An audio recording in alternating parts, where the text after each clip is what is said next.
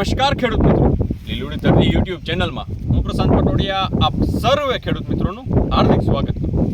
ખેડૂત મિત્રો, આ વખતે આપણા સૌરાષ્ટ્ર વિસ્તારમાં ખૂબ મોટા પ્રમાણમાં જે મગફળીનું વાવેતર થયું અને એમાંય ખાસ કરીને સતત વરસાદી વાતાવરણ છે અને 60 થી 70% એવા ખેડૂત મિત્રો છે કે જેને મગફળી પીળી પડવાનો, એને વ્યવસ્થિત વૈધ ન થવાનો અને ફૂલ ન લાગવાનો એટલે કે ફાળ વ્યવસ્થિત ન દેખાવાનો પ્રશ્ન છે.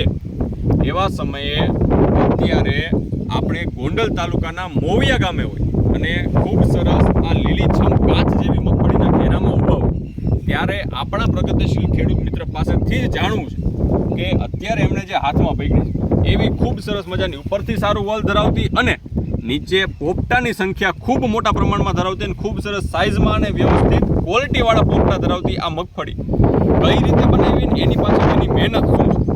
સૌપ્રથમ અમારા ખેડૂત મિત્રોને તમારો પરિચય આપો. શૈલેષભાઈ કેશવભાઈ ગોંડલિયા, ગામ મોવિયા.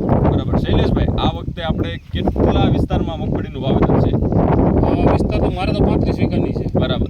35 વીઘામાં ડ્રાય મારી છે. બરાબર. 5 વીઘામાં. બરાબર. અને આ 5 વીઘાની આ મગફળી દેખાય છે ખૂબ સરસ એકધારી મગફળી. એક જ ધારી. તો આ થઈશોની ઉંમર શું કેવડી થઈ માંડે? આમાં આની 2 મહિનાની થઈ. 2 મહિનાની રાઈટ. એક્ઝેક્ટ. બરાબર. 2 મહિનામાં એટલે કે આ 60 દિવસમાં આજે તમે પોપટાની સાઈઝ જોવો છો? હા, 40 દિવસે મારી આપણે. 40 દિવસે. બરાબર. કઈ દવા મારી અને શું કામ મારી હતી? અને આ ફાલ નહોતો લાગતો વરદાન મારી. બરાબર. ફાલ નહોતો લાગતો મને. બરાબર. ફાલ બે હતા જ નહોતા. હા, વરસાદ નહીં છે. બરાબર. પછી કઈ દવાનો ઉપયોગ કર્યો? વરદાન. બરાબર. કઈ રીતે વાપરી હતી? 25 ml નાખી હતી. પંપે 25 ml નાખી.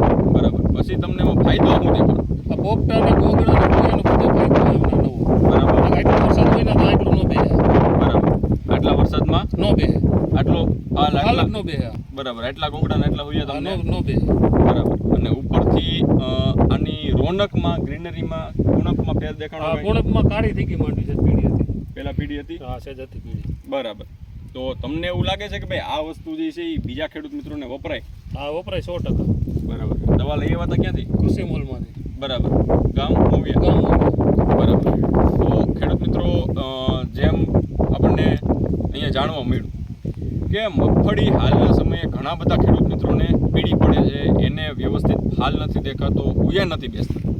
આવા સમયે આ વર્ડાન્ટ એટલે કે જે બાયોસ્ટિમ્યુલન્ટ કે જેની અંદર એમિનો એસિડ અને વિટામિનનું ખૂબ સરસ મજાની પ્રમાણમાં મિશ્રણ કરવામાં આવ્યું છે.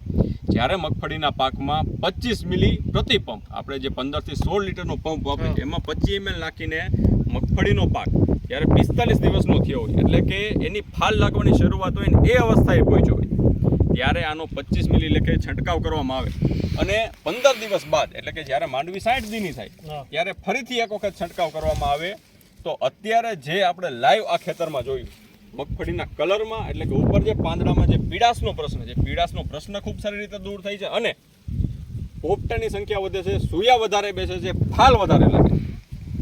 આપણને આ માહિતી, આ વિડીયો સારો લાગ્યો હોય, ઉપયોગી લાગ્યો હોય તો આપણી પાસે જેટલા પણ ખેડૂત મિત્રોના વોટ્સએપ ગ્રુપ છે દરેકમાં વિડીયોની લિંકને શેર કરજો કે જેથી દરેક ખેડૂતને પોતાના મોબાઈલમાં આ સરસ મજાની માહિતી મળી જાય.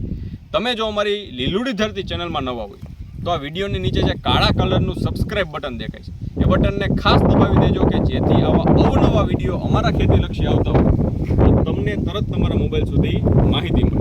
તમને ખેતીને લગતો, પાક ઉત્પાદનનો, ખાતર પાણીનો કોઈ પણ પ્રશ્ન હોય તો તમે અમારા હેલ્પલાઇન નંબર 91041353 ઉપર અમારો સંપર્ક સાધી શકો છો.